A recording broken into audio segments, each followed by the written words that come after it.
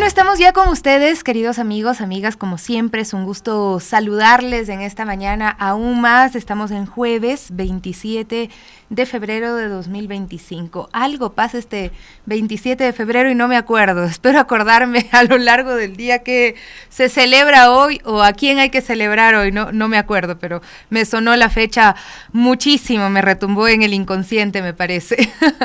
¿Cómo están ustedes? Ya vamos a repasar los datos también históricos que acá la Steffi me está diciendo, claro, sí, por supuesto, y tenemos algunas otras cosas más que contarles, ¿no? Pero, por supuesto, estamos también listos para hablar de lo que pasa en nuestro país, de lo que les pasa a nuestros amigos y amigas. Está de cumpleaños la Steffi. Es tu cumpleaños, Steffi. ¡Felicidades! ¡Que viva la Steffi, nuestra querida compañera, que también pues está celebrando el día de hoy! Ella está en controles, así es que le toca a ella ponerse el feliz cumpleaños. Bueno, ¿y ustedes cómo están, queridos amigos y amigas que me cuentan a través de Radio Pichincha Multimedia? Tenemos ese espacio de conexión directa para que nos saludemos, para que podamos estar en contacto, para que nos diga qué está pasando también en su barrio, en su comunidad.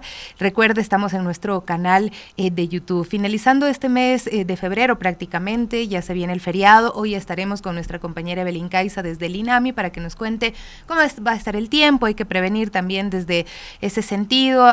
Ya hablábamos hace poco nada más sobre lo que pasa en temas de prevención de riesgos. Hay vías que están en buen estado, pero muchas que también están presentando problemas, así es que hay que tener cuidado, la precaución de revisar en la empresa de obras públicas o más bien en el Ministerio de Obras Públicas, pues googlear y poner el estado de las vías actualizado para que podamos tener esa noción antes de salir de viaje. Lo que siempre se recomienda, por ejemplo, desde la prefectura que activa su plan Pichincha Segura es viajar de día, evitar viajar en la noche porque esto incrementa los riesgos y si es que tenemos una temporada lluviosa, que ya lo vamos a ver más adelante desde el INAMI, pues viajar en la noche es aún mucho más riesgoso. Hoy vamos a hablar también de arqueología con nuestros amigos y amigas desde algunos sectores también de la provincia de Pichincha. Y acá me dicen también, es que jurábamos la bandera en esta fecha, los de la vieja escuela. Sí, es verdad, es verdad. Estábamos en esta fecha jurando la bandera, ¿no? Es la batalla de Tarqui precisamente y recordando por supuesto este combate que tuvo lugar en 1829, ¿no? Y son algunos de los temas que se nos quedan como en la memoria. Aquí Jackie precisamente me hace acuerdo de esto, ¿no? Edwin también me dice, Día del Civismo en Ecuador. Muchas gracias, ¿no? Bueno, yo decía algo, me estoy olvidando. Gracias por recordarme lo que importante, ¿no? Ahí está Monchito, también nos dice, Sofi, celebramos la batalla de Tarqui. María Reyes también dice, la batalla de Tarqui, sí, por favor, ¿cómo se van a olvidar? Ya me estaba olvidando, sí, tienen toda la razón y es que es verdad, antes hacíamos el juramento de la bandera en esta fecha, ¿no? Recuerdos colegiales, qué bonitos recuerdos colegiales. Pero quiero hablarles también de algo duro, algo muy fuerte. El día de ayer nosotros empezábamos el programa, hola Patito, ya llegó también el Patito Pinos por acá, empezábamos el programa con la imagen, la fotografía de una joven además muy linda, con un rostro muy dulce, y ayer ya en la noche la policía informó que pues Mariana Sofía Jurado Marín fue hallada muerta en Quito, tras ser reportada como desaparecida el 24 de febrero, ¿no? Esto lo confirmó la Policía Nacional. Esta desaparición de la joven de 21 años, pues la alertó uno de sus familiares, como bien les decíamos, la noche del 24, y se empezaron a realizar las indagaciones, la ciudadanía a compartir la fotografía desde la Dirección de Investigación de Delitos contra la Vida, Muertes Violentas, Desapariciones y Secuestros, pues tras el reporte que hicieron sus familiares, se activaron con equipos de búsqueda y localización. Y esto concluyó con que se encuentre lastimosamente su cuerpo sin vida, ¿no? A Mariana se la había visto por última vez en el sector del Valle de los Chillos, en la parroquia La Merced, en el distrito metropolitano de Quito, ¿no? La policía precisó que tras extensas búsquedas se localizó a la joven en el sector de la Merced, en el mismo sector donde se la había visto, entiendo que también es el sector donde habitaba y sin signos vitales, ¿no? Las primeras indagaciones policiales indicarían que se trata de un presunto suicidio, sin embargo, el caso debe ser investigado, puntualizó la institución. Asimismo, la policía informó que al momento de receptar la denuncia por parte de un familiar, se conoció que la joven aparentemente pues estaría atravesando un episodio depresivo. Es muy triste, es muy doloroso, porque además entiendo que la joven tenía un impacto mediático también, porque realizaba TikToks y demás, es decir, tenía cierta exposición, y ahí había dado luces también de lo que estaba pasando, que también estaba sufriendo violencia psicológica, aparentemente por parte de una pareja o expareja. Y cuando pensamos ya en este contexto, el presunto suicidio de una mujer, que primero creo que hay que aclarar esto, que debe ser investigado, debe haber mucha claridad, porque también hay muchos casos que se quieren pintar como suicidios y resulta que son femicidios o otro tipo de muertes violentas, y el protocolo de investigación en el caso de una mujer, de una muerte violenta de una mujer, es que se presuma inicialmente que se trata de un femicidio y que luego se vayan descartando pues las causas y las presuntas personas que pudieran estar, las personas que presuntamente pudieran estar relacionadas, ¿no? Y pues cuando digo esto es para hacer un contexto, porque vivimos violencias estructurales en el país, ¿no? Donde además hay faltas de respuestas estatales y hay una normalización de la violencia machista también, que crean un entorno que muchas veces se vuelve asfixiante para los seres humanos, pero en este caso específico, cuando tenemos estas características de esta violencia, también para las mujeres. Cuando 6 de cada 10 mujeres pues sufren violencia, no podemos decir que se trata de casos aislados, sino de un sistema que reproduce la desigualdad, el miedo y también la impunidad. En un país además que no tiene políticas públicas de salud mental, las víctimas muchas veces no solo enfrentan agresiones, sino que también carecen de un apoyo institucional para sanar. Y la violencia psicológica, la violencia económica, la violencia simbólica se acumula, debilitando además las redes de apoyo y empujando a muchas mujeres, a muchas personas, a muchos seres humanos al borde del colapso, ¿no? Si a esto le sumamos una realidad social marcada por la violencia criminal, los discursos de odio, las disputas que también muchas veces deshumanizan, el mensaje es claro, ¿no? La vida de las mujeres no es prioridad. La ausencia de los derechos garantizados y el desprecio también por las luchas sociales refuerzan este aislamiento y esta desesperanza, ¿no?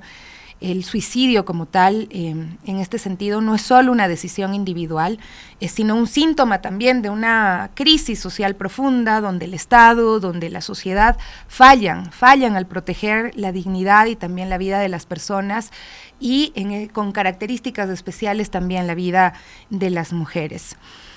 Veía un video y pues lo relacionaba mucho con esto, porque ustedes verán que hoy en día también hay mucha gente que intenta ser positiva a través de redes sociales, o tenemos un Ministerio de Educación que nos dice vamos a retomar los valores para resolver los problemas estructurales del país, ¿no? Y lo vuelven política pública. El coach lo vuelve en política pública, ¿no? Entonces Nacho Roura precisamente habla de esto y dice: ninguna capa de análisis es suficiente para explicar la conducta humana y localizar las causas de esta en variables biológicas sin contextualizar el papel que éstas ocupan, pues también es desinformar, ¿no? La divulgación en salud mental que no hace un descargo de responsabilidad de que la conducta es algo complejo y atravesado por múltiples condicionantes, no solo biológicos, tiene un interés y unas repercusiones a nivel social y político. Esto porque también pues hay muchos videos, mucho que está en plataformas que se utilizan diariamente, en los que se habla de la neurociencia, o se habla pues también de la vitamina, la dopamina y entre otras cosas, y pues Nacho lo explica bien en este video que queremos compartir con ustedes, que me parece que hay que considerarlo, ¿no? Porque muchas veces se quiere volver política pública, positivismo tóxico o esto de hablar de valores en vez de hablar de problemas estructurales y de analizar sus causas y empezar a resolverlas. ¿De verdad pensáis que el discurso de los neurotransmisores, de la dopamina, de el baila, abrázate, no tiene una ideología detrás? Es peligrosísimo y está informando a nivel de hoy políticas públicas. En psicología, el reduccionismo biológico comprende todas esas aproximaciones al funcionamiento y a la conducta humana que pretenden localizar la causa, el origen de la conducta y del funcionamiento en variables exclusivamente biológicas, ya sean genéticas, neuroquímicas, de neurotransmisión, hormonales, de funcionamiento, forma, funcionamiento del cerebro, ¿vale?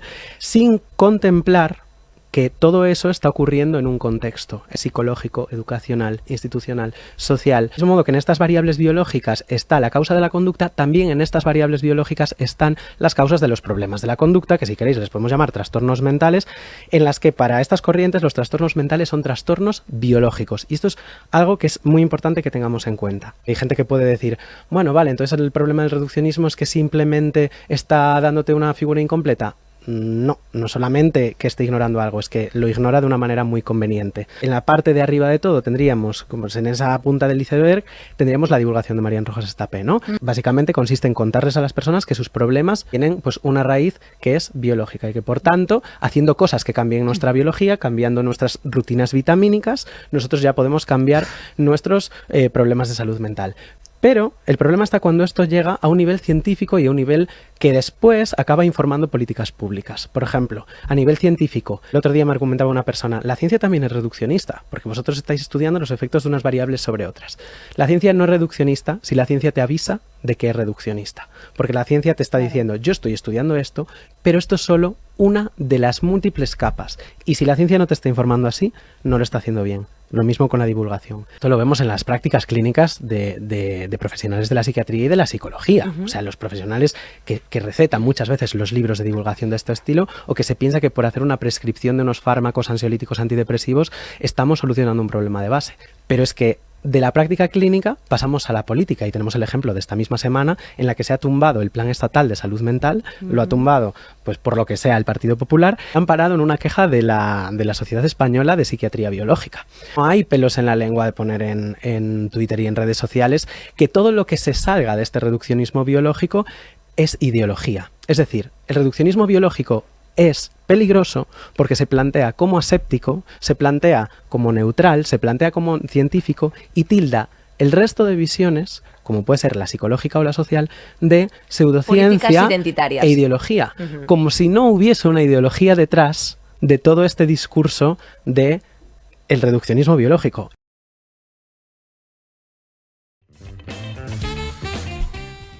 Llamado de atención muy importante el que se hace pues con este análisis, ¿no?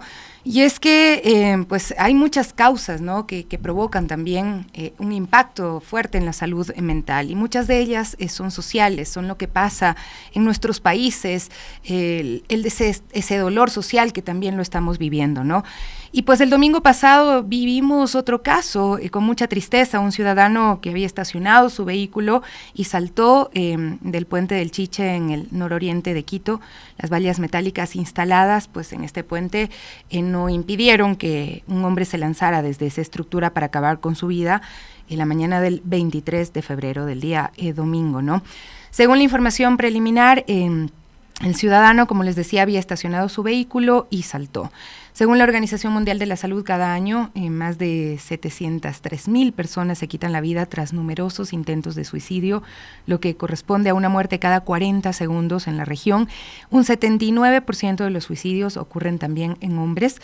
La tasa de suicidio ajustada por edad entre los varones es más de 3 veces superior a la de las mujeres, apunta.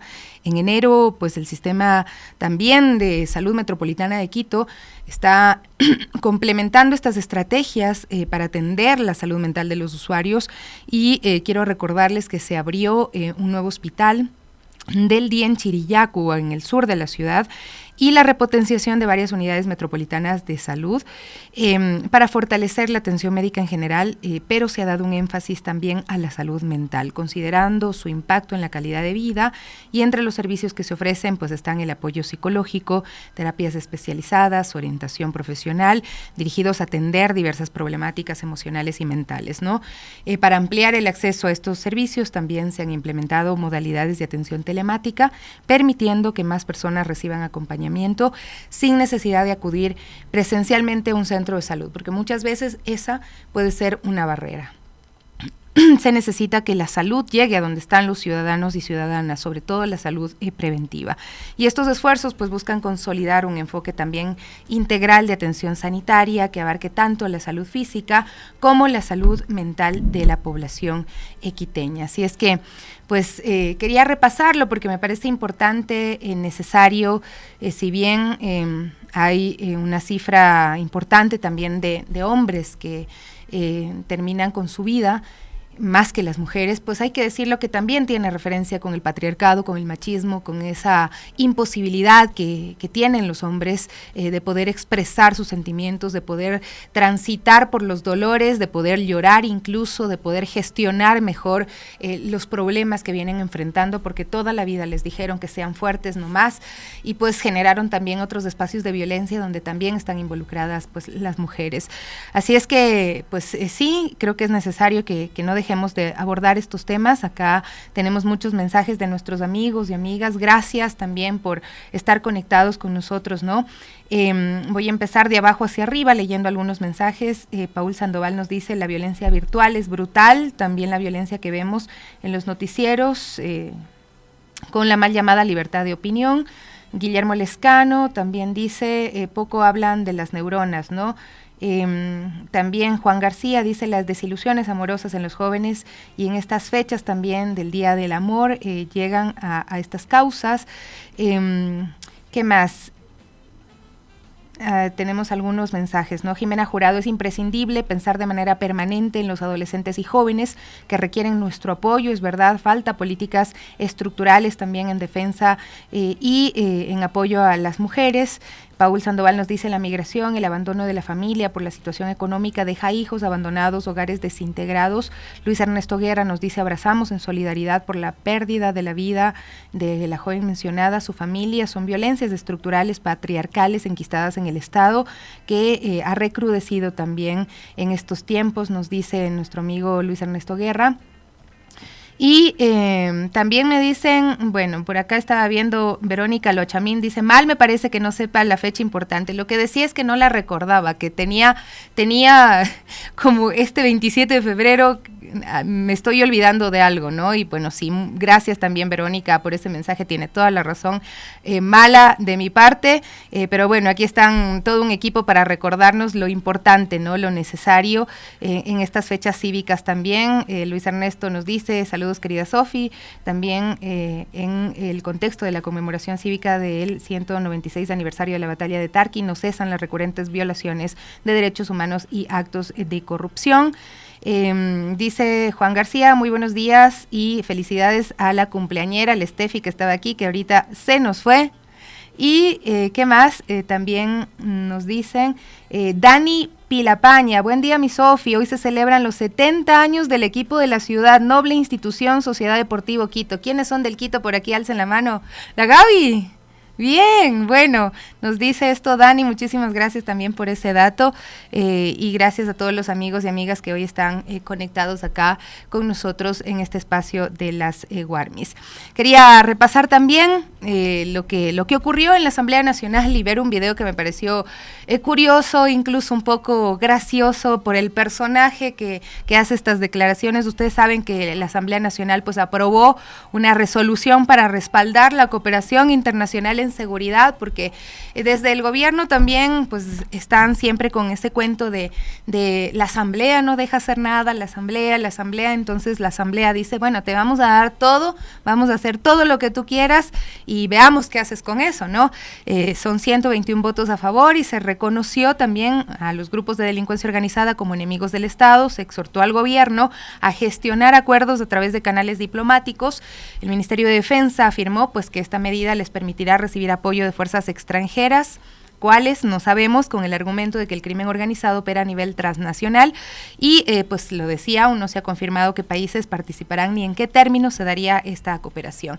Pero esta decisión surge tras la propuesta del presidente Noboa de permitir el ingreso temporal de fuerzas especiales internacionales en el marco de una estrategia que nadie conoce contra el narcoterrorismo. Pero el gobierno dice pues que también impulsa esta reforma constitucional para permitir la operación de bases militares extranjeras en el país, lo cual está prohibido. Y ayer hablábamos de eso y las organizaciones sociales pues nos decían que recuerden que tienen la posibilidad de pedirle a la Asamblea Nacional que les permita participar en este diálogo, en este debate y aportar también con investigación desde la academia, con evidencia científica y demás, ¿no?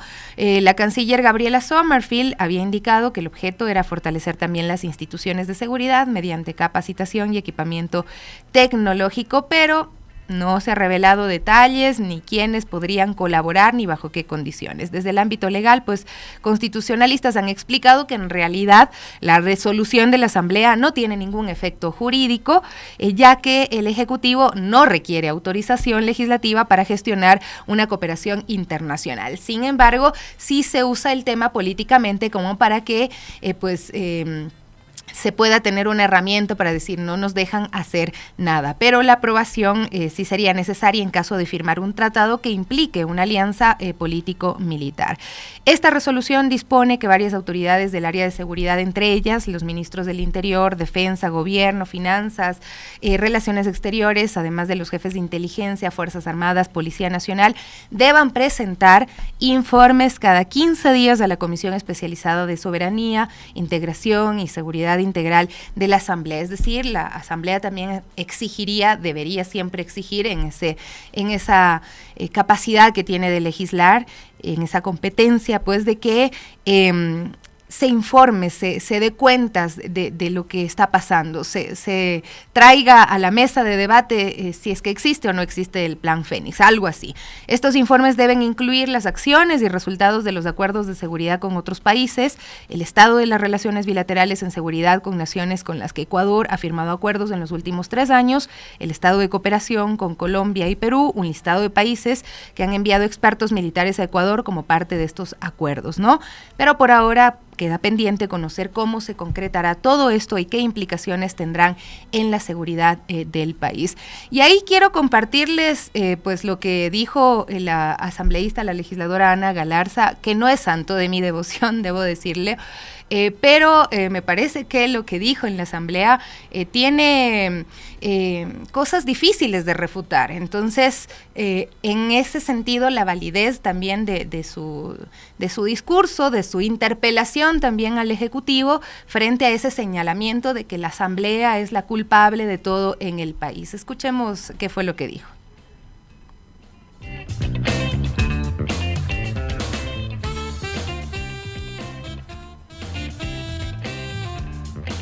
Ana Galarza.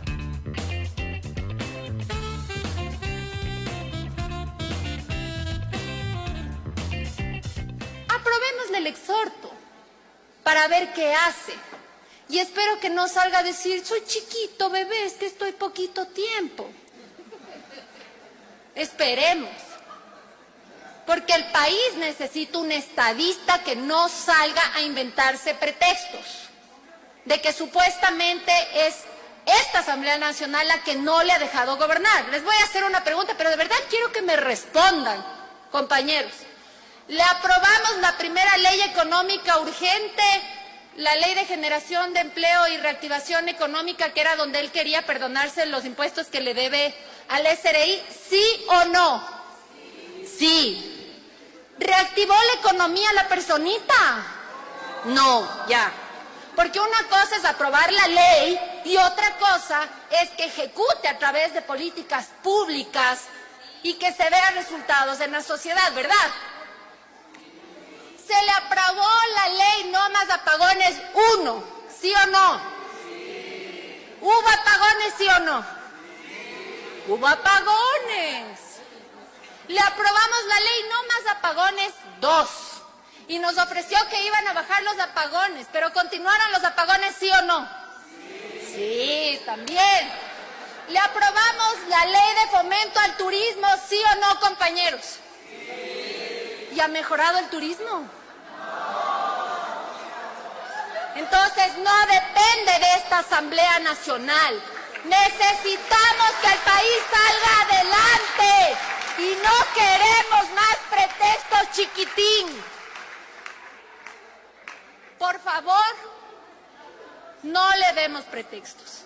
Eso quería hablarles a mis compañeros de trabajo en esta Asamblea Nacional, para darle la gobernabilidad. No que la personita exija la brava, porque el respeto no se exige, se lo gana, sino porque el país sí se lo merece y sí se lo ha ganado y también lo exige. Muchísimas gracias. Creo que no hay mucho que comentar, pero si quieren dejarnos su comentario, con gusto lo compartimos luego. Recuerden que estamos en Radio Pichincha Multimedia en nuestro canal de YouTube. Son las 9:33 en este día jueves 27 de febrero. Volvemos enseguida, queridos amigos y amigas. No se vayan, que esto es Las Guarmis.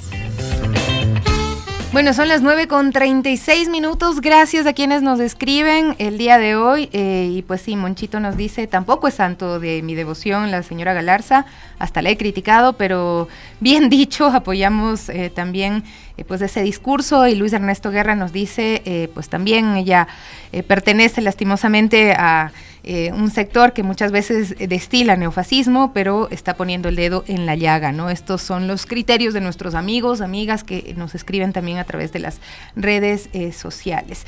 Está ya con nosotros Gaby Cruz. ¿Cómo estás, mi querida Gaby? Muy buenos días. Buen día, mi Sofi. Buen día, amigos y amigos de Las Guarmis. Así es, estamos aquí acompañándolos en este jueves 27 de febrero. Se nos acaba el mes, mi Sofi. Estaba precisamente pensando eso y se me estaba olvidando que hoy es una fecha cívica importantísima para nuestro país.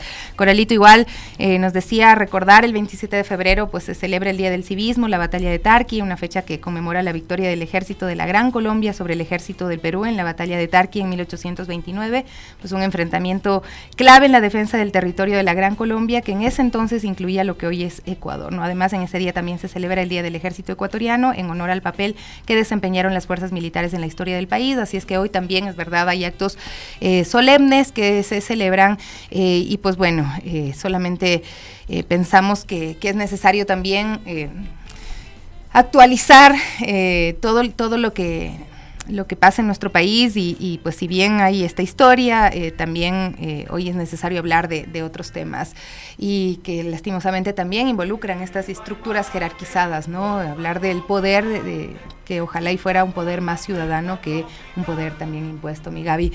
Y pues bueno, aún así nos estamos ya preparando para el feriado. Así es, bueno, recordarles que el próximo 1, 2 y que también es del 3-4 de marzo, Ecuador gozará de estos 4 días de asueto del feriado de carnaval. Y bueno, aquí también hemos hablado acerca ya de las agendas y actividades en varias provincias del país, Azuay, Pichincha, también aquí en la capital. Pero ahora quisimos ir a conversar en el INAMI acerca del clima, de cómo será el clima en estos días. Hemos visto también variación aquí en la capital. Teníamos unas fuertes lluvias y estos últimos 2 días pues han parado las lluvias, así que ahora queremos saber qué va a pasar durante el feriado y para eso nuestra compañera Evelyn Caiza ya se encuentra en el INAMI para conocer cómo estará el clima en el feriado. Adelante, Evelyn, cuéntanos, por favor. Va a llover, necesitamos paraguas, nos abrigamos bien, nos destapamos, ¿qué hacemos? ¿Cómo estás?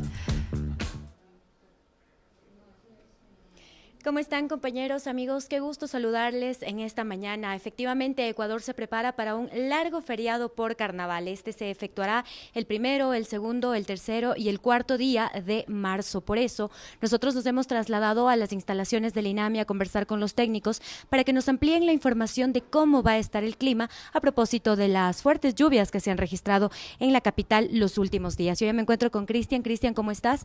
Buenos días. Cuéntanos qué hay para estos días a propósito del feriado y a propósito de las lluvias, ¿no? Claro, muy buenos días. Sí, muchísimas gracias por el espacio, porque podemos compartir con la población esta actualización de las condiciones meteorológicas y climatológicas que ha vivido el país, está viviendo y vivirá, porque siempre es importante saber cómo estamos tanto en el pasado, en el presente y en el futuro. Es muy importante a nosotros para ubicarnos cómo ha sido la dinámica atmosférica y cómo se presentaría los próximos días. Y es importante señalar a la gente de que en los últimos días se han estado corriendo rumores de que tenemos la presencia de un fenómeno del Niño y por ende hemos tenido este tipo de precipitaciones, sobre todo en la región litoral. Cabe destacar que a nivel mundial, nosotros y tanto otras instituciones a nivel mundial monitorean las condiciones del Océano Pacífico, que es uno de los principales moduladores del clima, no solamente para nuestro país y para América, sino a nivel mundial. Y podemos apreciar en la parte izquierda, con coloración azul, como el Océano Pacífico está ligeramente más frío de lo normal, y con coloración rojo, sobre todo en las costas frente a Ecuador y Colombia, hemos tenido en estas últimas semanas un calentamiento súbito del Océano Pacífico en esta localidad, lo cual, como tenemos un agua mucha más cálida, eso permite de que haya más evaporación de agua, eso quiere decir que se incorpora mucha más vapor de agua a las masas de aire y por ende cuando tenemos el calentamiento diurno tenemos la convergencia de vientos, eso quiere decir los vientos que están en esa zona tienden a dirigirse hacia el interior del litoral y hacia estribaciones de cordillera y es donde por este fenómeno de calentamiento se empiezan a formar las nubes. Con la formación de las nubes, nosotros dependiendo del tipo de nube que se forma, en este caso se han estado formando nubes tipo cumulonimbus, que son nubes que crecen muchísimo en altura, además que generan ráfagas de viento porque este crecimiento hacia arriba genera de que de alguna forma succione el aire desde abajo y obviamente generan ráfagas de viento, lo cual cuando tenemos ya minutos antes de que se desencadene un evento extremo, tenemos ráfagas de viento, tormentas eléctricas porque las masas de aire como están subiendo muy rápido también se cargan positiva y negativamente y se generan tormentas eléctricas y además lluvias intensas. Esto significa que durante el feriado de carnaval que la gente, bueno, opta por viajar a la playa, a la costa, ¿van a tener lluvias? Sí, tenemos como el Océano Pacífico se ha calentado súbitamente y ha empezado un proceso de retroalimentación que esperamos que en los próximos meses, sobre todo en abril, pare y nuevamente tienda a disminuir su calentamiento, eso tenemos que monitorear, pues con este calentamiento sí podemos decir que al menos al interior del litoral, eso quiere decir las provincias de Los Ríos, el norte del Guayas, el interior de Manabí, parte de Esmeraldas, toda la parte interior de la costa tiene mucha probabilidad de que se presenten lluvias moderadas de forma dispersa y puntualmente de extrema o lluvias extremadamente fuertes. Entonces tenemos que tener cuidado sobre todo en horas de la noche y en horas de la madrugada porque a estas horas suelen presentarse los eventos, aunque en Esmeraldas también tienden a presentarse los eventos ya en horas de la tarde, desde las 3 a 4 de la tarde también se pueden presentar los eventos. Sin embargo, aunque tenemos condiciones para que se presenten las lluvias, sí vamos a tener momentos de sol, sobre todo en horas del mediodía hasta en horas de las 3, 4 de la tarde puede ser que se presente sol y nuevamente en horas de la noche llueva. Entonces sí tenemos que tener muy en cuenta de que podemos tener un clima severo los próximos días, tenemos que estar preparados si vamos a visitar una zona que es susceptible a inundaciones, tenemos que saber qué podemos hacer, obviamente para cuidar nuestras pertenencias y bueno. Esto en la costa, ahora ¿qué va a suceder en la sierra? En la sierra hasta el día de mañana, 28, tenemos condiciones bastante más soleadas, con algunas lluvias que se pueden presentar en horas de la tarde, pero de manera aislada. Eso hasta el día de mañana. Desde el día sábado empieza a cambiar un poco el panorama y las lluvias tienden a presentarse ya más frecuentemente y es así que en la parte occidental todas las localidades que están más cercanas hacia la región litoral, noroccidente, de Pichincha, Imbabura, Carchi, toda la parte de la sierra que tiene una parte del subtrópico, Bolívar, Cuenca y Loja tienden a presentar precipitaciones que pueden llegar a ser extremadamente fuertes, sobre todo los próximos días, hablamos del día lunes, sábado, domingo y lunes, en donde tendríamos los eventos más intensos. Sin embargo, también podríamos tener momentos en los cuales salga un poquito el brillo del sol, pero la tónica es que estaríamos con cielos más nublados y con lluvias. Ahora, otro destino favorito de la gente es bastante la Amazonía en estos carnavales. ¿Cómo estará acá? ¿También habrá lluvias? Bueno, la Amazonía se está presentando un poquito distinto y así es como tenemos el balance. Cuando las condiciones de lluvia son muy intensas en la Amazonía, tienden a bajar la intensidad de las lluvias o a ser menos frecuentes en la costa. En este caso, como las precipitaciones se están presentando más frecuentemente, intensamente en la costa, en la región Amazonía tiende a disminuir. Este es un factor que normalmente tiende a presentarse en nuestro país porque tenemos en medio la cordillera de los Andes. En la Amazonía tenemos que las lluvias más intensas, aunque serían de tipo ligero o moderado, se pueden presentar en la zona norte, Orellana, Sucumbíos, pero sí tendríamos momentos de brillo de sol. Con menos probabilidad de lluvias encontramos a Pastaza y una parte del norte de Napo y también Morona, Santiago. Zamora, Chinchipe sí podríamos tener eventos de lluvia un poquito más intensos, pero tendríamos que seguir monitoreando. No serían eventos tan intensos como los que se pueden presentar en la costa. También recordemos que en la región insular las condiciones más fuertes de lluvia, aunque no tan intensas como en la región litoral, se presentarían sobre todo en las islas de Isabela, Santiago y Santa Cruz, que son las islas más occidentales que se pueden tener, y más bien para San Cristóbal, aunque podríamos tener lluvias, serían de ligera intensidad. Hay que tener en cuenta, sobre todo para las personas que hacen turismo en esta isla de Isabela, pues tener las previsiones en el caso de que las lluvias se presenten intensas. Ok, bueno, parece que vamos a tener intensidad de lluvias en estos días. Sin embargo, desde los expertos, ¿cuáles son las recomendaciones para que la gente disfrute, pero a la vez con muchísimo cuidado y precaución? Bueno, las recomendaciones siempre es que los impactos y las amenazas meteorológicas generan un impacto mucho mayor en aquellas zonas donde son zonas de más de riesgo, por ejemplo en las zonas que son bajas y susceptibles de inundaciones, siempre estar preparados cuando tenemos una intensidad de lluvia importante, también los cauces de los ríos, las quebradas, tener mucho cuidado porque puede haber crecidas repentinas y esto puede generar que alguna persona también pueda ser atrapada por este cauce. Las zonas en donde tenemos estribación de cordillera, todas las localidades que se encuentran en estribación de cordillera oriental, es decir, las localidades que se encuentran bajando desde la sierra hacia la Amazonía, son zonas susceptibles a que existan deslizamientos, entonces son personas y localidades que deben estar muy atentas ante los hundimientos o deslizamientos o que los suelos o las laderas tiendan a debilitarse, hay que estar muy atentos y muy pendientes, no solamente las autoridades, sino nosotros también como ciudadanos tenemos que ser parte de este monitoreo de estas zonas que pueden ser de riesgo, sobre todo para precautelar nuestra vida, y en la zona interior del litoral también pueden generarse inundaciones, y sobre todo a las personas que conducen, pues que lo hagan con mucha precaución. En horas de la noche también puedes aumentar los índices de siniestros porque la calzada mojada, se reduce la visibilidad, las condiciones meteorológicas no son favorables, hay que reducir la velocidad, hay que manejar con cuidado. Ok, Cristian, muchísimas gracias por la información. Bueno, como ya pudieron escuchar, se van a registrar lluvias durante el feriado, sin embargo, aquí están ya las recomendaciones a disfrutar, pero con muchísima precaución y con muchísimo cuidado. El clima es variado, ¿no? Va a haber lluvias, momentos en los que haya sol también, así que estar prevenidos. Con esta información nos despedimos. Continúan ustedes. Buenos días.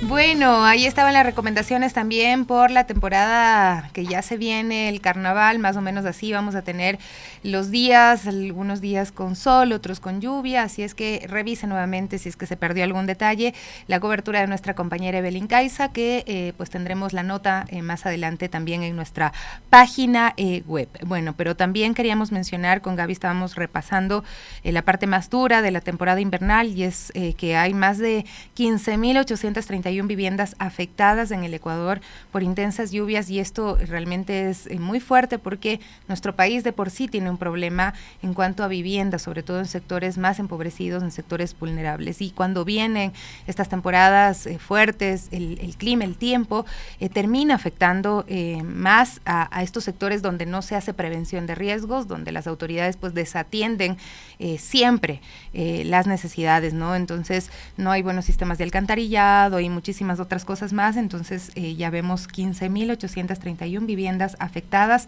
37 destruidas, en Manabí, Guayas son las principales provincias, son las más perjudicadas. Así es, Manabí, que deja 11.300 casas dañadas y 6 completamente colapsadas.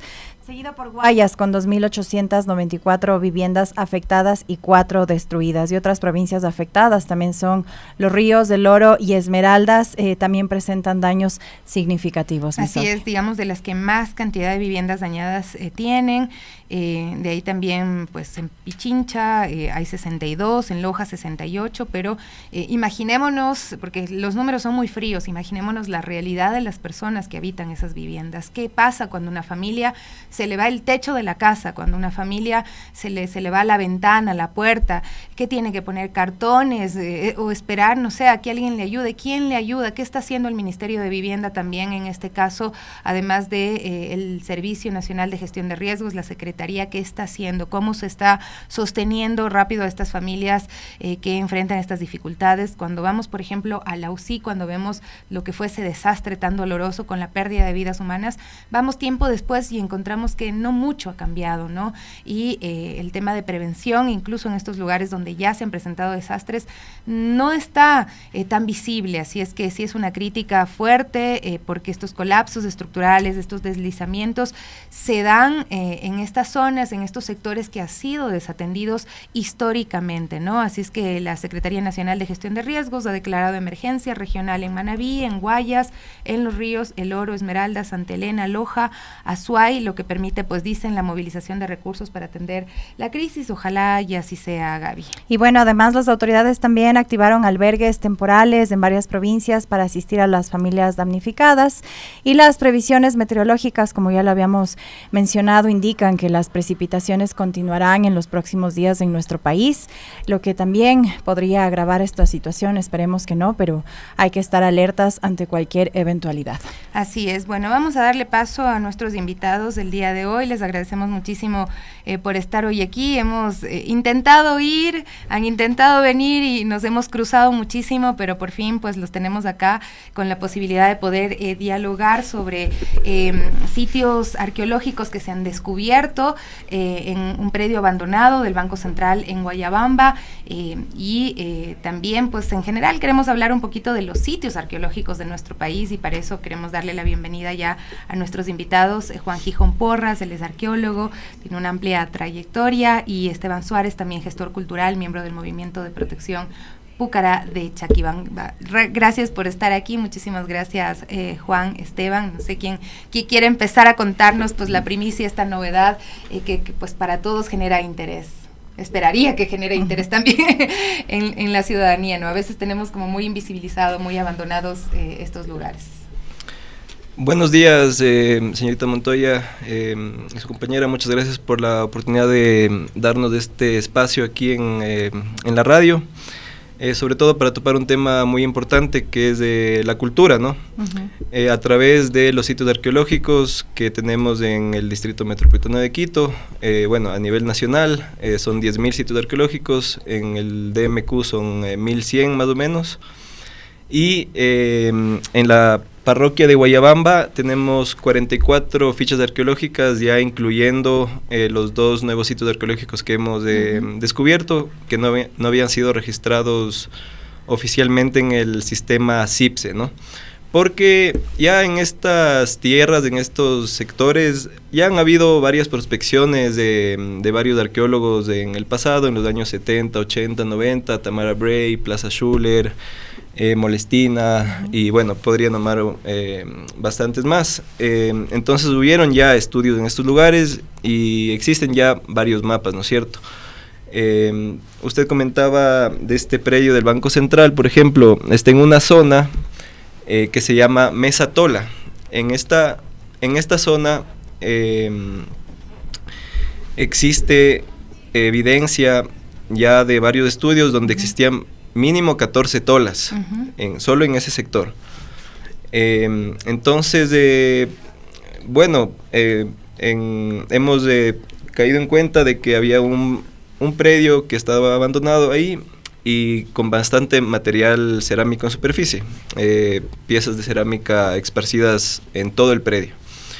Entonces, este predio, bueno, ya que hubo la crisis bancaria en el año 99, todo lo que pertenecía al Banco Central, más específicamente este predio, todo pasa a manos de Inmobiliar. Entonces, ahorita creo que está en ese trámite, creo que Inmobiliar se hará cargo del predio, pero ya hubieron las inspecciones del Instituto Nacional del Patrimonio Cultural y confirmaron. Es un nuevo sitio arqueológico en la parroquia con abundante material arqueológico en superficie y más que seguro en el subsuelo todavía hay piezas arqueológicas que se podría descubrir ya con trabajos arqueológicos, ¿no? Entonces, el movimiento de protección Pucará de Chaquibamba se formó a causa de la crisis que está viviendo el patrimonio arqueológico de la parroquia, sobre todo el norte de Quito, porque no estamos hablando solo de parroquia de Guayabamba, sino también San Antonio de Pichincha. Tenemos unos compañeros que están en el Valle de Urabiá, Checa, también, donde existen, por ejemplo, el video que está a continuación, ese es en Checa. Entonces ahí, por ejemplo, la EMAPS quiere hacer una planta de tratamiento de aguas residuales en un lugar que tiene catalogación de zona ecológica, protección ecológica, tiene ficha CIPSE. Entonces, el movimiento se formó para concientizar a la gente, para educar a la gente y sobre todo para defender estos lugares, ¿no? Con otros activistas que ya tienen experiencia más de 20 años en este tipo de situaciones, con arqueólogos de experiencia como Juan Gijón. Tuvimos la visita también de Olger Jara Chávez en la parroquia, en el sector, ya que él fue el que hizo la prospección arqueológica del Atlas del Distrito Metropolitano de Quito entre 2004 y 2009. Entonces, nosotros ya hemos actuado a través de la ley orgánica de cultura, para poder ponerle un alto, ¿no?, a ciertas destrucciones que se estaban llevando a cabo en estos lugares, ¿no es cierto? Como le digo, hay 44 fichas CIPSE que lamentablemente no ha habido una socialización como debe de ser con la comunidad, con la gente que vive en el sector. Mucha gente ha desconocido de esto. Entonces ahí está el trabajo de nosotros, ¿no es cierto? Hacer un link entre las instituciones del gobierno, que son las que deberían proteger estos lugares y comunicar con la comunidad, y nosotros directamente en territorio, trabajar con la comunidad, hacer talleres, hacer actividades, como este proyecto de Cronistas Pichincha, que fue impulsado también por la prefectura de Pichincha y Chuquiragua Creativa. Entonces, por ejemplo, yo formé el grupo para que la gente cuente sus historias, porque en la memoria que todavía está en la gente, ahí está viva la historia. A pesar de que se hayan destruido ya algunos lugares, en la memoria de la gente todavía está que, por ejemplo, cuando hicieron las acequias del agua, encontraron entierros, encontraron osamentas. Cuando hubieron movimientos de tierras para alguna construcción, aparecieron ollitas con osamentas adentro, entonces seguramente eran entierros. Entonces eso, el objetivo es de llegar a trabajar en conjunto. Los activistas, con la comunidad y con los entes gubernamentales que están dispuestos a ayudar. La ley es muy clara y el Estado central es el primer responsable que tiene que proteger estos lugares y sobre todo cuidarlos, ¿no es Juan, cierto? sí, justamente para que quienes nos escuchan y también entiendan esto, porque obviamente esto es parte de nuestra riqueza cultural, pero seguramente también las comunidades querrán que ese terreno se utilice de otras maneras, por ejemplo, pero para que entiendan qué es lo que se halló exactamente en este sector, desde hace cuánto tiempo ya vienen trabajando y cómo ha sido también el trabajo con las instituciones, las autoridades y también la comunidad, para que entiendan realmente cuál es la importancia de estos espacios y de estos descubrimientos. Bueno, primero muchas gracias por el espacio. Lo primero que tenemos que definir es qué pasa en la zona norte de Quito arqueológicamente. Estamos hablando de un territorio diverso, y además que tiene una ocupación humana muy antigua y una transformación del paisaje de diferentes momentos de la historia. Entonces obviamente están los pueblos, digamos, quitus, los pueblos caranquis, que son, digamos, esas sociedades originarias que ocuparon estos espacios, construyeron aldeas, construyeron centros ceremoniales, centros políticos, centros administrativos, caminos, ¿no es cierto?, espacios sagrados, espacios agrícolas, es decir, transformaron el lugar para que sea una zona habitable, y no solo habitable en un sentido material, sino que ahí estaban sus dioses, ahí estaba su relación, finalmente, con los elementos, cuales sean. Entonces, obviamente, 500 años después, ¿no es cierto?, con todo lo que ha sucedido, hoy tenemos un desarrollo urbano, tanto, digamos, la construcción de albarradas, de canales, de casas, ¿no es cierto?, de calles, que están encontrando estos lugares a diferentes profundidades, ¿no es cierto? La gente sigue viviendo sobre lugares milenarios. Y además de esto, en esta misma zona norte de Quito tuvimos una ocupación inca importante, porque fue un frente de batalla. Durante la invasión del sur, ¿sí?, de los incas, esta zona fue la zona donde se atascaron más o menos 15 a 16 años los incas con los resistentes del norte. Entonces es una zona fuertemente militarizada para esta época, es decir, se construyeron fortalezas, se construyeron almacenes, se establecieron tramos del camino del Capañán estratégicos para mover las tropas. Del otro lado hubo este sistema también de espacios defensivos. Entonces es una zona que tiene monumentos arqueológicos importantísimos y que hoy por hoy no solo nos hablan de nuestra historia compleja, prehispánica, es decir, antes de la llegada de los españoles, que además, como ustedes saben, no solamente tenemos esa parte en nuestra historia, que si bien hay que reconocerla, nuestro legado europeo, pero hay que reconocer nuestro legado indígena. El legado indígena que tiene además una cosmovisión que es más armoniosa a veces con nuestra manera de cómo estamos tratando al planeta y cómo estamos tratando justamente a las fuerzas naturales. Justo le estaba escuchando el tema de las inundaciones. Por ejemplo, ¿cuál era la relación indígena con estos fenómenos? Es que estos sitios arqueológicos nos cuentan la historia, nos cuentan cómo se vivía, nos cuentan qué se cómo hacía, sobrevivían. ¿no? Por ejemplo, en la costa, la gente no vivía en las zonas inundables. Es así de simple, vivían en las laderas de los cerros, ¿ya? O construían montículos artificiales para no inundarse. Entonces ahí hay información que se puede utilizar 500 años después. Lo mismo pasa con la zona norte de Quito, siendo además la zona donde está la mitad del mundo. Sí, una zona donde no se proyecta la sombra en ciertos días, donde hay toda una cuestión astronómica equinoccial que ha dado para mucho, no solo para la ciencia, sino que ha dado mucho para el turismo. Entonces creemos que esta zona es un área cultural que bien explotada, bien desarrollada, con conciencia, con educación, sería un polo de desarrollo turístico social importantísimo, teniendo ahí zonas ya de por sí puestas en valor, como Cochasquí, como el Pucará de Rumicucho, como el mismo Centro Mitad del Mundo, que tiene espacios culturales. Es decir, ¿cuántas personas están visitando eso al año? Entonces, el movimiento de protección que les comenta Esteban se levantó en torno de un pucará en específico, que es el pucará de Chaquibamba. Ustedes se preguntarán, ¿qué es un pucará? ¿Saben lo que es un pucará? Por favor. Es un término que viene de la arqueología inca, se refiere a una fortaleza, ¿sí? Aquí en el Ecuador el término tiene varios matices, ¿sí? No solamente se trata de fortalezas, muchas veces son centros ceremoniales, centros de observación astronómico, porque, como les decía, hay varias fases de ocupación, es decir, muchos de los pucarás incas están sobre sitios pre-incas, caranquis, quitus, porque obviamente, ¿qué hace un invasor? Construye sobre el invadido. Los españoles construyeron sus iglesias sobre los templos incásicos, entonces hay que entender esas fases. Este pucará se ha visto afectado en los últimos años por lo que les comentaba Esteban, un proceso de deterioro por la misma frontera urbana y la frontera agrícola. Nosotros hemos levantado un diagnóstico justamente, y además con la comunidad que han sido partícipes en estos procesos de defensa, porque hay que levantar la voz justamente. ¿Cómo hacemos que los sitios arqueológicos sean visibles si no levantamos la voz? Los sitios arqueológicos no se pueden defender solos, ¿sí?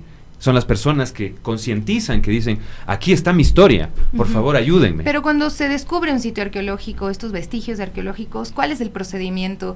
Estos lugares donde están, ¿qué relevancia empiezan a tener y qué protección empiezan a tener o deberían tener? Bueno, un sitio arqueológico es automáticamente patrimonio cultural de la nación. No necesita declaración, a diferente de, por ejemplo, una manifestación como un género musical o una tradición. ¿sí? O un plato emblemático. Por ejemplo, les pongo ahí el locro o el biche. Para ser patrimonio necesitan un expediente y ser declarados. La arqueología no. La arqueología es un hecho en el territorio. Si tú encuentras una vasija, un entierro, un muro, una antigua casa, es automáticamente patrimonio cultural de la nación. Y por ende, la Constitución del Ecuador, la Ley de Cultura del 2016, su reglamento, el COIP y diferentes normativas establecen que hay entes rectores, empezando por el Ministerio de Cultura y Patrimonio y luego el Instituto Nacional de Patrimonio Cultural, desde el eje del gobierno central, que deben implementar políticas acordes para la investigación, la protección, conservación y puesta en valor. Son diferentes niveles.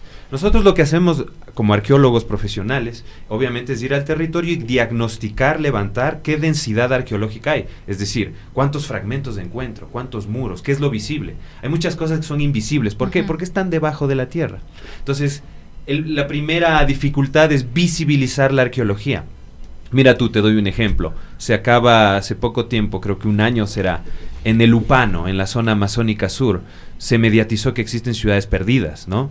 Bueno, tal vez fue demasiado mediático, nunca es tan fácil, pero sí estamos hablando de zonas arqueológicas que eran invisibles. ¿Por qué eran invisibles? Porque hay una selva encima. Claro. Lo mismo pasa en la sierra, estamos hablando de que aquí ha habido volcanes, lahares, lluvias de ceniza, todas esas capas han ido sepultando estos sitios arqueológicos. No significa que no están, simplemente no los vemos. Ajá, ¿sí? Y en este caso, Esteban, ¿qué es lo que le pedirían a las autoridades también a raíz de este descubrimiento de estos vestigios arqueológicos? Sabemos que están también trabajando con la comunidad muy de cerca para proteger este espacio, estas zonas, pero ¿qué les dirían también las autoridades? Entiendo que, como nos mencionan, automáticamente ya es un área de protección, pero que ustedes también necesitan como esta parte de seguridad para que realmente esta área sea protegida y puedan seguir realizando sus trabajos, que asumo yo seguirán trabajos de exploración, de más descubrimientos. ¿Cómo va a funcionar esto y qué les dirían a las autoridades? Claro, estos sitios arqueológicos lo que necesitan son lineamientos. Lineamientos como reglas específicas para que la comunidad sepa cómo puede actuar en un sitio arqueológico, porque lo que hace el INPC es hacer un polígono de protección, una zona núcleo, que es la central principal, y una zona de amortiguamiento alrededor, ¿no? Entonces, lo importante es hacer estas zonas de protección, estas delimitaciones, porque de las 40 y pico fichas arqueológicas que hay, estoy seguro que la mayoría no tienen estos polígonos de protección. Y eso nos dimos cuenta al empezar la defensa del Pucará de Chaquibamba. El Pucará de Chaquibamba tenía su ficha, pero no estaba delimitada.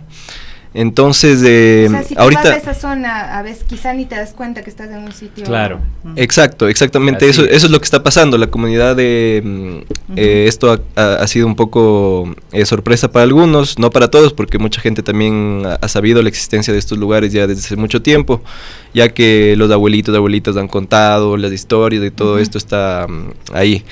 Entonces, lo importante es la delimitación y después la socialización con la comunidad. Apenas se ponga una ficha arqueológica, las instituciones tienen que comunicar esto con los dueños de los predios, con los vecinos, con los presidentes barriales, con el presidente del GAD Guayabamba, que a pesar que todos los presidentes de los GADs tienen el acceso directo al sistema CIPSE, entonces no deberían darle más información. El señor puede entrar y ver, aquí está este sitio, y él puede evitar meter maquinaria pesada en los sitios arqueológicos. Entonces, lo que pedimos a las instituciones es acciones concretas. Acciones concretas, ya no funcionan solo informes técnicos, papeles por aquí, papeles por acá. Necesitamos que las instituciones vengan, hagan talleres, hagan capacitaciones. Tuvimos una reunión hace una semana, hace unas 2 semanas ya, con el GAD Guayabamba, y estuvo presentes también el Instituto Metropolitano del Patrimonio, y a través de la presión que nosotros ejercimos del control social y acción pública, se llegaron a ciertos compromisos que son clave. Primero, mantener actualizado el inventario patrimonial arqueológico de la parroquia, para que los miembros del GAD sepan en dónde están estos sitios arqueológicos para poder cuidarlos, ¿no es cierto? Y la capacitación de parte del INPC o IMP hacia los miembros del GAD de Guayabamba para que sepan qué catalogación tiene este sitio arqueológico, cómo se lo cuida qué se puede hacer aquí, qué se puede hacer acá. Y lo más importante que se comprometieron es hacer talleres con las escuelas, con las escuelas primarias, escuelas secundarias. ¿Las de la zona o las de todo Quito? De esa zona específicamente, ya que fue la reunión en el GAD de Guayabamba. Que la misma gente pues pueda cuidar, ¿no? Proteger. Desde pequeños ya que sepan su historia, que valoren su historia y que puedan transmitir esto a las futuras generaciones, ¿no es cierto? Que me parece súper importante, pero también pensando en lo que decía Juan, que también hay las posibilidades de pensar en un turismo sostenible, pero y desarrollo local, ¿no? ¿Cómo se hace para que el turismo sea compatible con estos sitios arqueológicos que hay que cuidar, que merecen y necesitan un extremo cuidado? Mira, como todo esto es un recurso del Estado, como hay parques naturales, hay parques arqueológicos. Lo que necesitamos es financiamiento. Y no es lo que necesitamos nosotros, es lo que necesita el territorio para su desarrollo. O sea, tú necesitas invertir en el territorio, necesitas hacer calles, necesitas poner alumbrado, necesitas poner alcantarillado. Y en los espacios turísticos no son solo la existencia del atractivo como tal, la cascada, la cima de la montaña, o en este caso, una antigua fortaleza incásica, ¿no es cierto? Necesitan inversión, equipamiento. En nuestra área específica lo que hemos solicitado es financiamiento para la investigación. Lo hemos hecho a través de las líneas de fomento del patrimonio cultural del Instituto Nacional de Patrimonio Cultural, valga la redundancia. Larguísimo. Que es un proceso que lanzaron ellos 2024-2025. Para el efecto nosotros postulamos, tomando en cuenta una cosa importante. Este ejercicio nació de la vocería ciudadana, de justamente decir, aquí hay un problema, aquí hay destrucción del patrimonio, por favor ayuda. Entonces no es que nace de una armonía, nace de un resquebrajamiento, es decir, desde la necesidad de defender el territorio. Y eso implica procesos jurídicos. De esa condición, nosotros llevamos a la palestra del INPC que tiene estos fondos, un proyecto para decirle, miren, aquí tengo la oportunidad de que ustedes financien un proyecto para investigar este sitio, porque antes de yo, por ejemplo, decir dónde voy a poner un museo o qué áreas voy a abrir, tengo que saber cómo están dispuestos cada muro, cada lugar. Tal vez vaya a encontrar entierros, tal vez vaya a encontrar antiguas casas, entonces no me puedo meter al lugar sin antes de entenderlo, ¿no? Y el INPC nos permitió acceder. Pasamos por diferentes etapas, actas de calificación, actas de subsanación, nos mandaron a corregir ciertos elementos para poder ser más competitivos y obviamente ganamos este concurso. En enero nos notificaron, hemos firmado un convenio con el INPC por $15,000 para justamente poder financiar esta investigación. De este proyecto de rescate de Pucará, ¿no? De este Pucará. Entonces, claro, nosotros estábamos justo en la parte donde ya tengo que tener a mi equipo, porque tengo que contratar más arqueólogos, antropólogos, además hay todo un enfoque, como dice Esteban, inmaterial, es decir, esto no lo puedo hacer solo con los muertos. Entonces tengo que hacerlo con los vivos, tengo que saber estas personas que viven en esta comunidad, qué relación, qué vínculo tienen con estos sitios arqueológicos. Lamentablemente el día de ayer, en una reunión nos notificaron que ese proceso ya no va, justamente porque está esa denuncia interpuesta. Es un tema que nosotros nos hemos quedado fríos, entiendo que hay condiciones legales que puedan restringir, pero justamente, y esto es el llamado que quiero hacer en este espacio, si los sitios se destruyen, si tienes gente que está dispuesto a defenderlos, si tienes fondos que existen para estos sitios, ¿cómo me vas a decir luego de haber ganado que ya no puedo ejecutarlos? Eso es lo que a mí nos ha puesto un poco en esta condición. Porque vale recalcar que esta entrevista que teníamos con ustedes ya estaba planificada desde hace algún tiempo. Sí, la noticia que tuvimos fue ayer. Entonces yo simplemente quiero hacer un llamado justamente al mismo INPC a una reconsideración, porque no creo que se excluyan las dos cosas. Es decir, yo creo firmemente que una investigación arqueológica es complementaria a un proceso jurídico, no es contrario, ¿sí? Porque obviamente mientras se resuelven los procesos, porque a ver, las destrucciones no son de un día para el otro, son 20 años de que se vienen destruyendo estos lugares por las diferentes dinámicas que ya les expusimos.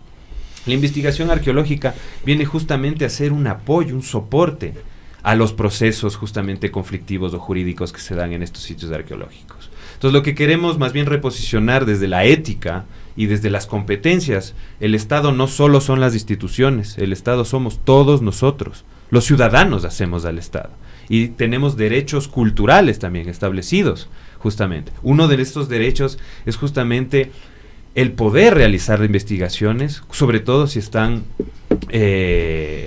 comprometidas con un tema de aportar a la sociedad y sobre todo que la gente tenga acceso a los espacios culturales. Los espacios culturales pueden ser múltiples. Entonces, a veces, esos son justamente los obstáculos. Yo puedo entender la posición de las instituciones, a veces hay miedos, ¿sí? Pero justamente para eso estamos. Y mientras se detienen estos procesos, mientras está detenido esto, ¿qué pasa con los sitios arqueológicos? Están en el abandono. Claro, porque ¿cuánto dura una investigación en fiscalía? En general. Claro, sí. ¿Cuánto crees que dura para un sitio arqueológico que no tiene quien le defienda? Entonces, lamentablemente, a mí el miedo que tengo es que se haya perdido una oportunidad. Por eso, nuevamente, sí hago hincapié en que no veo que esté todo perdido. O sea, finalmente hay que saber caer y saber levantarse. Eso, así es la vida. Sí, pero justamente lo que nos interesa es que el sitio tenga la oportunidad de ser investigado. Y no solo el sitio, el territorio. Estamos hablando de una zona, y ahora sí, respondiendo a tu pregunta, donde si mañana estos lugares, miren cómo ha hecho el Perú, ¿sí? El Perú no es que de repente, el Perú ha invertido millones de dólares. ¿Y cuál es la mayor razón por la que la gente va al Perú? Aparte de comer ceviche. Conocer la arqueología peruana, claro. Conocer las huacas moches en el desierto, irse a Machu Picchu, conocer el Cusco, conocer las zonas y las momias chachapoyas. Colombia ha tenido un resurgir en los últimos 20 años de su arqueología por una inversión importantísima. No hablemos de México, que son los referentes de la arqueología mesoamericana, es decir, y nosotros en el medio no vamos a tener que mostrar al mundo. Cuando aquí tuvimos historias impresionantes, donde aquí se domesticó el cacao, por ejemplo, hace 5,000 años, que ahora es una de las fuentes de ingresos mayoritarias para los agricultores del mundo, ¿no es cierto?, donde aquí ha habido procesos de domesticación tempranos del maíz, que es uno de los superalimentos que ha alimentado a la humanidad, no solo a América. Sí, procesos de la quinoa. Aquí hemos domesticado hasta el agua. Se han hecho en tiempos prehispánicos la cosecha del agua, ahora que estamos enfrentando sequías y que por ende no hay luz, ¿no es cierto? Entonces, la arqueología no es algo que se pone en un museo, se pone en una vitrina y decimos, ahí está, para recordar. No, es un ejercicio de autoconocimiento colectivo.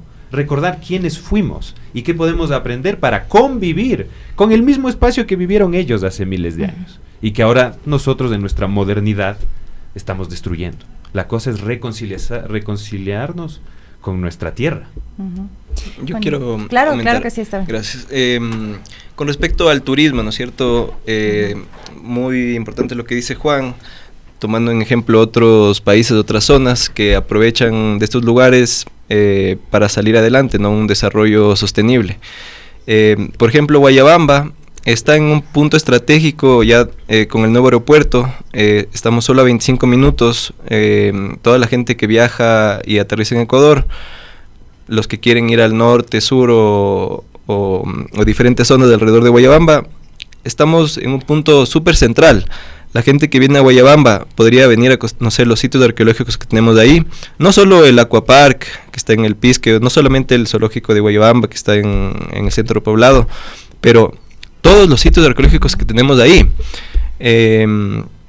Por ejemplo, las cooperativas de camionetas, cuando viene un extranjero y quieren un servicio a la jornada, los compañeros y compañeras de las camionetas están ganando $100 al día por tener solo 2 puntos de carrera y llevarles a conocer los lugares que tiene Guayabamba alrededor, porque tenemos la mitad del mundo en Quitzato, tenemos Cayambe, tenemos Pambamarca, tenemos cerca Cochasquí, tenemos el Parque de Jerusalén. Es un montón de cosas. Gracias. Sí, y bueno, las conexiones de buses que tiene Guayabamba también es súper buena. Tienen conexión a la Tacunga, tienen conexión a la Ofelia directamente para ir a Mindo, después si quieres ir a Ibarra, coges el bus, te vas a Ibarra. Entonces, si nos ponemos a trabajar en conjunto, podemos sacar adelante la comunidad, porque como dijo Juan, eso no estamos haciendo para nosotros. No tenemos aquí intereses que solo van enfocados a nuestra persona, no, estamos trabajando con la comunidad.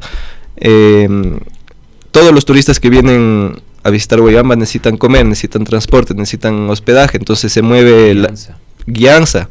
Hay mucha gente en Guayabamba que tienen diploma, ¿no?, de guía turístico, y podrían ser capacitados por las instituciones para poder guiar a la gente y hacer conocer estos sitios arqueológicos. La señora o los señores de las frutas y legumbres, para que los turistas puedan venir, hay un montón de compras que hacer. Entonces es una economía solidaria, una economía circular que es para todos. Entonces, si no activamos estos sitios arqueológicos, ellos están muertos ahí. Se puede decir, literalmente, los sitios arqueológicos están muertos. Y mientras esto está parado, ¿qué pueden hacer ustedes? ¿Van a hacer algo? No existe la paralización en nuestro rubro, que es el activismo. Es de tumbo en tumbo, y lo que se puede hacer, justamente queremos reconsiderar, porque la investigación, si bien requiere financiamiento, pero también es una vocación. Eso es lo que a veces no se entiende, ¿no? No sabemos de estar quietos. Entonces uno siempre puede ir a bibliotecas, puede hablar con la gente, puede hacer investigación comunitaria, finalmente con recursos menores, pero no creo que es la forma. Lo que quiero decir aquí es que si tenemos un país que tiene instituciones, nos cobran impuestos para estas instituciones, justamente. Hay competencias establecidas desde el gobierno central, hay una constitución que establece los derechos, no solo de la naturaleza, pero también los derechos de la cultura. ¿Sí? Hay diferentes estamentos del Estado, en sus diferentes formas. Y hay una arqueología que en este caso está paralizada. Entonces las dos no pueden ser compatibles. Yo finalmente lo que quiero decir es que ayudémonos. Es decir, yo también entiendo las instituciones, a veces están sobrecargadas, a veces no tienen todo el personal que requerirían, a veces no tienen todo el financiamiento. Ha habido reducciones de financiamiento brutales en los últimos años para las instituciones públicas, justamente porque no hay visión de cultura. Un país sin cultura, ¿qué puede proyectar al mundo? ¿Qué vamos a hacer? Solo veamos cómo está la palestra mundial. Cada país tiene una manera de mostrarse en el globo, ¿no es cierto? ¿Y con qué se muestran? Con su cultura, con su comida, con sus acentos, con sus colores, con su historia. Nosotros al mundo, ¿qué le estamos mostrando hoy por hoy? Si no es la violencia, la desidia, corrupción, abandono. Entonces hay que cambiar un poquito esa imagen, y qué pena que sea tan duro, pero es que el país que tengo adelante de mis ojos se está cayendo y me duele. Y la arqueología tal vez no parezca ser la solución evidente, pero sí es el volver a saber quién fuiste. Es el primero de los pasos. ¿Quién fui? En mis diferentes formas. Reconocer además nuestras herencias en toda su diversidad étnica, cultural, inclusiva. Sí, solo pensar que, por ejemplo, hace 1000 años u otro, tal vez la mujer tenía otros roles. No necesariamente era la ama de casa que vemos hoy por hoy. Tenían roles de poder. Entonces, esta ciencia, esta disciplina sí nos puede ayudar a reaprender cosas. Y sobre todo a descolonizarnos de lo que hemos mal aprendido hoy por hoy. ¿Sí? Ciertos elementos de la violencia que vivimos hoy es el resultado también de estos procesos, ¿sí? De habernos olvidado que éramos un pueblo soberano en una tierra sagrada. Entonces eso es un poco también el llamado. Bueno, les agradecemos mucho a Juan Gijón y Esteban Suárez, Juan arqueólogo, Esteban Suárez gestor cultural, miembro del Movimiento de Protección Pucará de Chaquibamba, y hablábamos del descubrimiento de este nuevo Pucará, de esta zona arqueológica, y que sí, me quedo con eso, no solo es nuestra riqueza cultural, sino también la reactivación económica y turística de esta zona, y lo que se puede hacer grandes cosas realmente, y en defensa y también en protección de estas áreas, pero también de nuestra cultura. Sofía. Así es, y yo me quedo con lo de colonizar el pensamiento, también las instituciones. Creo que eso también es muy importante. Son las 10:23 y ya es tiempo de decir hasta mañana. Un abrazo fuerte para ustedes, queridos amigos, amigas. Viene el Quique Show, vienen las noticias. Quédense acá en Radio Pichincha.